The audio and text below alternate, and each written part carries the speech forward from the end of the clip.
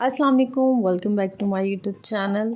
अच्छा, toxic people के बारे में सुना है, टॉक्सिक फ्रेंड के बारे में सुना है, मतलब रिलेटिव के बारे में सुना है, लेकिन ये हस्बैंड भी क्या टॉक्सिक होते हैं?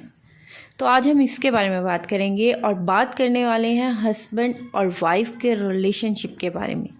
इसके बारे में मैंने पहले भी वीडियो बना दी थी, लेकिन मुझे दोबारा रिक्वेस्ट आई कि आप इसके बारे में फिर से वीडियो बनाएं। तो इसके बारे में अगर हम बात करने पे आए ना तो बहस बहुत लंबी हो जाएगी और वीडियो भी बहुत लंबी हो जाएगी, लेकिन मैं कोशिश करूँगी कि इसको हम शॉर्ट से शॉर्ट वीडियो में या कम से कम वक्त में ही हम इसको कवर कर लें और मैं आप लोगों को बताने की कोशिश कर कि ये जो टॉक्सिक हस्बैंड होते हैं ना, ये कौन से होते हैं। अच्छा, ये जो टॉक्सिक हस्बैंड होते हैं ना, इनकी भी एक किस्म होती है, बल्कि आजकल देखा जाए ना तो इन्हीं की किस्म है। अब देखें यहाँ पे कोई वाइफ भी हो सकती हैं टॉक्सिक और हस्बैंड भी, दोनों हो सकते हैं। अब ये कौन लोग होते हैं? ये वो होते हैं जो आपको तंग करते हैं, जो आपको प्रवोक करते हैं। प्रवोक करने का मतलब है बिला वजह का तंग करना, ताने देना, मतलब इस तरह तंग करना कि अगला बंदा तंग आ जाता है। अगला बंदा इतना तंग आ जाता है ना आपसे कि आपको खुद ही पता होता कि यार ये अब ऐसा फील करवाते हैं कि यार गलत हम ही हैं, आप तो ठीक हो। ये वो होती है हस्बैंड, ऐसे हस्बैंड और ऐसे वाइफ भी होती हैं जो इतना ज़्यादा तंग करती हैं, जो ऐसे शो करवाती हैं हम तो ठीक हैं, आप ही गलत हो। तो ये चीज़ होती है हमारे यहाँ सोसाइटी में। क्या होता है ना कि जब शादी होती है ना, दो हस्बैंड वाइफ की, एक लड़का लड़की की शादी, वो हस्बैंड वाइफ बनते हैं, तो हमारे यहाँ पे शादी ना लड़का लड़की की नहीं होती, हमारे यहाँ पे शादी होती है फैमिली की, ख़ानदानों की शादियाँ हो रही होती हैं। तो वो जिन बेचारों की शादी हो रही होती है, बस वो बेचारे तो ख़ानदानों में पिसते रह जाते हैं। तो ये हमारे जो है ना, ज़्यादा अमल दखल जो होता है ना, लड़की क्या पहनेगी, कब जाएगी, खाना कब बनाएगी, किचन में कब जाएगी, कौन से कपड़े पहनेगी, हमारे यहाँ पे ये चीज़ जो है ये कौन डिसाइड कर रही होती है? सास। मैं यकीन माने, मैंने खुद अपनी आंखों से ऐसी देखी हैं कि जूता क्या पहनना है सास ने डिसाइड करना है, लिपस्टिक क्या पहननी है ये भी सास डिसाइड करी। तो मैंने यहाँ खुद अपनी आंखों के सामने ऐसी देखी हैं फैमिली, या ये कोई सस और जी कह दें सास और बहू मैंने देखी ऐसी। तो बेचारा जो हस्बैंड है उसको तो पता भी नहीं होता मेरी बेगम ने क्या पहना है, या उसको ये भी नहीं पता होता कि यार मेरे हस्बैंड को पसंद भी है ये चीज़ या नहीं पसंद जो मैं पहन रही हूँ।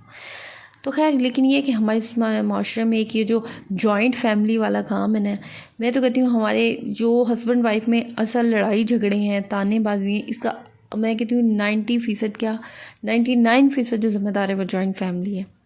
क्योंकि देखिए, जो शादी के शुरू के दिन होते हैं ना, जिसमें दो अनजान लोग जो होते हैं, चल जो जिनकी लव मैरिज होती है, वो तो खुद एक दूसरे को कुछ ना कुछ जानते हैं, लेकिन जिनकी बिल्कुल ही अरेंज होती है, टोटली वो अनजान होते हैं। स्टार्ट के दिनों में ही उन्होंने अपने आप को समझना होता है, उन्होंने एक अच्छा टाइम साथ स्पेंड करना होता है। तो हमारे यहाँ पे क्या होता है, वो स्टार्ट के दिनों में कौन घुसा होता है जी? कभी सास आ रही है तो जी, कभी बड़ी नंद आ रही है तो कभी जी घर वाले लेने आ रहे हैं, कभी छोड़ने जा रहे हैं। तो हमारे यहाँ पे ये चीज़ सीन चल रहे होते हैं। तो ये जो शुरू में अंडरस्टैंडिंग होनी होती है ना, वो नहीं होती अक्सर मियाँ बीवी में, वो नहीं हो पाती। क्योंकि बहुत से लोग शुरू में ही अमल दखल एक ऐसा करने लग जाते हैं कि यार हम इसको पहले ही नीचे दबा के रखें ताकि हमारे आगे ना बोल सकें। तो यानी वो शुरू में ही उनको ये होता है कि भाई हमारे तो इस तरह नहीं होता, इस तरह होता है। आप शुरू से ही जी आके सुबह उसको 4 बजे से उठाने लगी होती हैं। तो वो जो एक अंडरस्टैंडिंग होती है हस्बैंड वाइफ में, मेरे ख़्याल से वो नहीं डेवलप हो पाती जॉइंट फैमिली में। तो जिनकी बिल्कुल टोटली अरेंज मैरिज होती है उनके लिए, यानी लव मैरिज वालों में तो फिर भी कुछ अंडरस्टैंडिंग ऑलरेडी हुई होती है। और इसके अलावा हमारे यहाँ पे क्या होता है कि जी जब शादी कर लेते हैं, वो जो एक लड़की लेके आते हैं ना, उसको तो बड़े टाइटल दे दिए जाते हैं, जिसको अम्मा, दादी, ताई सारा कुछ बना दिया जाता है, चाची। लेकिन वो जो हस्बैंड होता है ना, वो बच्चा ही होता है। वो माँ साहब का क्या कहना होता है जी, मैं तो अपने बच्चे से दूर नहीं रह सकती। भाई अगर तुमने बच्चे को ही देखना था, उसके नज़रों से दूर नहीं कर सकती, तो शादी क्यों की उसकी? ये जो लेके आए हो ये किसकी है? ये भी तो किसी की है ना, बेटी और बहू। बेटी है किसी की, ये भी तो किसी की आंखों की ठंडक है ना, जिसको तुम लेके आए हो। तो देखें, हमारे यहाँ पे जो लड़का होता है ना, वो बच्चा ही रहता है माँ बाप के लिए जी। ये तो बच्चा है, इसको क्या पता अभी। हाँ, जो आई है वो तो बहुत, तुम ज़्यादा 10 साल बड़ी लाए हो ना तुम तो उससे, 20 साल, तो पूरी दादी लेके आए हो तुम। तो हमारे यहाँ पे ये बड़ी चीज़ है कि यार ये बच्चा जो है या ये है, इसका ये तो भी बच्चा है, इसको तो कुछ पता ही नहीं है। फिर जब होता है हमारे यहाँ पे क्या होता है कि जो बच्चा पैदा हो रहा होता है ना, तो हस्बैंड को तो बेचारे को वैसे कुछ पता नहीं होता जी। उसको पता होता है मेरी तो बीवी प्रेग्नेंट है बस।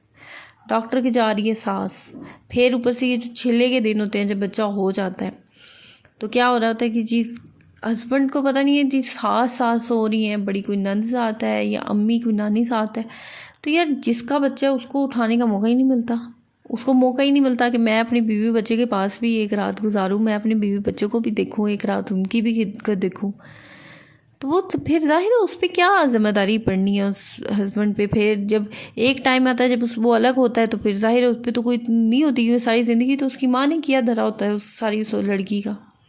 फिर कसूर कहाँ जी, वो रिश्ता फिर बीच में से ऐसा, फिर लड़की जाहिर है लड़की ने तो अपने हस्बैंड से ही वो करना होता है कि यार ये मेरी ख्याल रखेगा, लेकिन वो कहाँ, तब उसको आदत नहीं होती।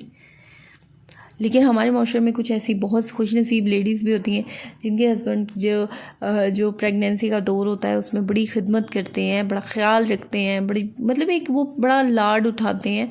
तो अल्हम्दुलिल्लाह, अल्लाह का शुक्र है कि मैं भी उन खुशनसीब लेडीज़ में से हूँ। लेकिन खैर हमारे यहाँ पे ये होता है कि यार हम डॉक्टर के जा रहे हैं, कौन जा रहे हैं जी साथ में, अंदर सास जा रही है, वो जा रही है। यहाँ पे हमारे अगर बच्चा पैदा करना होता है तो जी डिसाइड कौन कर रहा होता है, या तो लड़की की माँ या लड़के की माँ कि जी इसकी ऑपरेशन होगा या डिलीवरी होगी नॉर्मल। तो अगले बंदे को तो पता भी नहीं होता कि क्या करना है क्या नहीं करना। उसको ये नहीं पता मैं अपनी बीवी को कितनी तकलीफ़ से बचाना है, या मेरी बीवी कितनी तकलीफ़ से गुजरेगी। तो ये चीज़ जो होती है हमारे यहाँ पे, जो बड़ी बूढ़ियों का अमल दखल है, आई थिंक उससे बहुत ज़्यादा काम ख़राब होता है। और जब वो खुद चली जाती हैं दुनिया से, तो यानी जब हस्बैंड आता है तो वो उसको तो पता ही नहीं होता कि यार मैंने भी ये जिम्मेदारियाँ उठानी है, या मैंने अब ये मेरी जिम्मेदारी है, क्योंकि उसको शुरू से तो आदत ही नहीं होती ना इन्होंने बनाई हुई। तो ये चीज़ है कि हमारे माशरे में सबसे पहले तो जॉइंट फैमिली सिस्टम है। I just hate this system, मुझे बिल्कुल भी पसंद नहीं है ऐसा सिस्टम। यार ये सिस्टम सबसे बड़ी मैं कहती हूँ फजूल लानत है। मुझे तो ये बिल्कुल नहीं पसंद, जॉइंट फैमिली सिस्टम नहीं होना चाहिए। एक जो होती है ना अरेंज मैरिज, जिसमें प्योर अरेंज मैरिज होती है, जिसमें एक अंडरस्टैंडिंग के दिन होते हैं, तो वो क्या होते हैं, वो दिन वो दोनों एक दूसरे को नहीं समझ पाते। हाँ, लव मैरिज वाले तो चले एक दूसरे को पहले ही कुछ ना कुछ समझते हैं, जानते हैं, आते हैं, लेकिन वो अरेंज मैरिज वाले उनको नहीं होता बिल्कुल भी। तो हमारे माशरे में ये एक बहुत ज़्यादा है सोसाइटी में।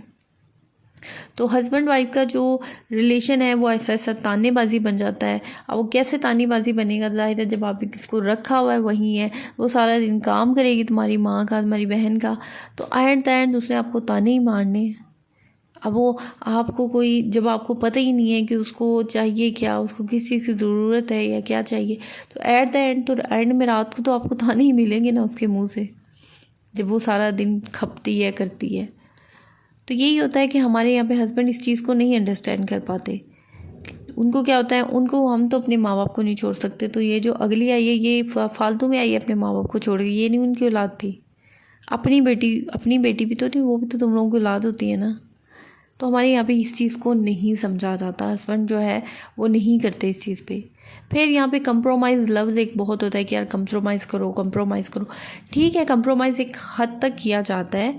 मैं ये नहीं कह रही कि आप कंप्रोमाइज़ इतना करें कि बस अगला बंदा आप हर किसी के सामने कंप्रोमाइज़ ही करती रहे। कुछ लेवल सेट होते हैं कंप्रोमाइज़ के, आप कर लें कि यार एक्स्ट्रा मैरिटल अफेयर नो, इस पर कोई कंप्रोमाइज़ नहीं है। देखिए मैं मानती हूँ ठीक है कंप्रोमाइज़, लेकिन कंप्रोमाइज़ तब चलता है जब दोनों तरफ पार्टनर कर रहे हो। अब वही बात है ना, आप एक रस्सी को कब तक खींचोगे, आखिर एट द एंड उसने टूटना ही है। और कंप्रोमाइज़ का भी यही हिसाब होता है कि आप कब तक कंप्रोमाइज़ करोगे, एट द एंड आपके सब्र ने जवाब देना ही होता है। तो ये चीज़ हमारे यहाँ पे नहीं समझे कि औरत है, औरत तो कंप्रोमाइज़ करे।